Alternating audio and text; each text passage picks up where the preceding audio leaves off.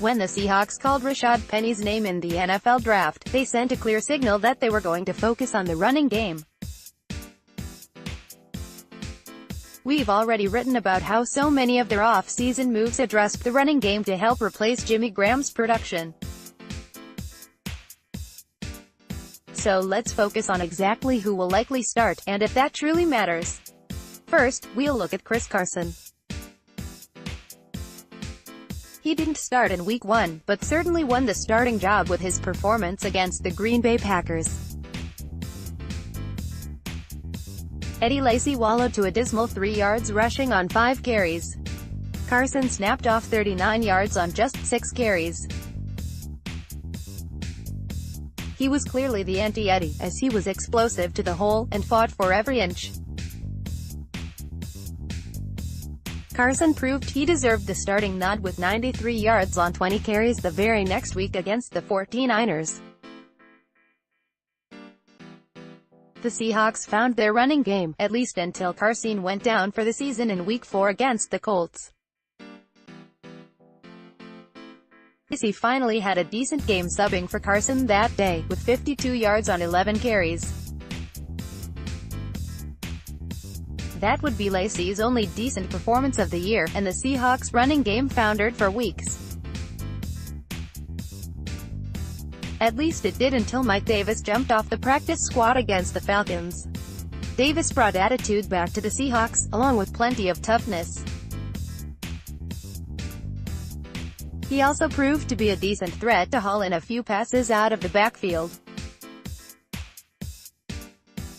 Davis gave Seattle a lot of what they'd missed ever since Carson went down. More from 12th man rising, which leads us back to Rashaad Penny.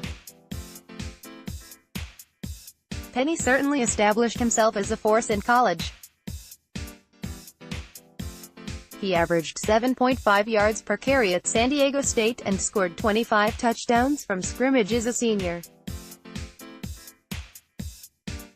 He also returned 81 kickoffs in his career, taking 7 to the house. Apparently not satisfied, he also returned 2 punts in 2017 and scored on 1.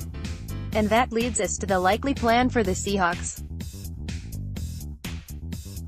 Chris Carson lost his job to injury, and you know how the saying goes. Unless of course your name is Wally Pipp, then you're out of luck. So Carson is the nominal starter from day one of camp. Regardless of the late-season heroics of Davis, or the collegiate exploits of Penny, Carson will be the man to beat. One thing to remember is the experience Penny has in the return game. With Paul Richardson gone, Tyler Lockett's production as the number 2 wideout is more critical than ever. The Seahawks will give Penny every opportunity to take over return duties to keep Lockett fresh for the offense. The added time in special teams practice for Penny may not hurt his chances to grab the starting spot in the backfield, but it certainly isn't going to help him. In addition, one of the very few negatives in his game was pass protection. You can be sure that the first time he doesn't pick up a blitz this summer, Penny is going to take a bigger hit on the depth chart than his quarterback did on the field. Ultimately, does it matter who starts? Considering the injuries the Seahawks have endured the past 2 years at running back, I'd say what really matters is who finishes, not who starts. Pete Carroll made it clear that he wants to run the ball a lot, to the tune of about 600 carries. With that many plays, everyone will get their chance to handle the rock. In 2016 and 2017, Seattle didn't have enough healthy backs to come close to that. Players like Thomas Rawls and C.J. Prosise gave it all they had, but they didn't have enough with all their injuries.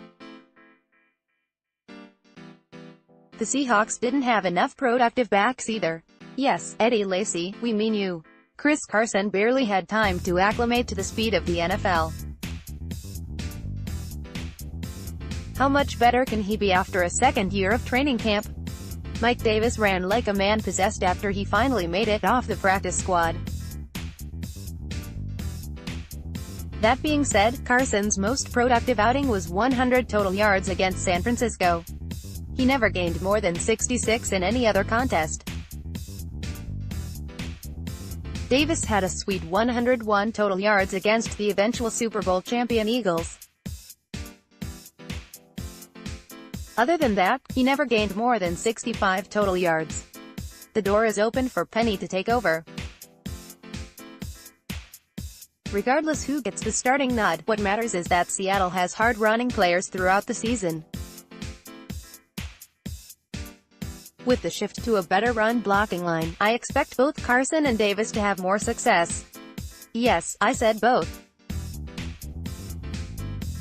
With 600 carries, there should be plenty to go around. With his college pedigree, I expect Penny to eventually take the job. As long as the Seahawks get back to a dominant running game, I don't think anyone cares who starts.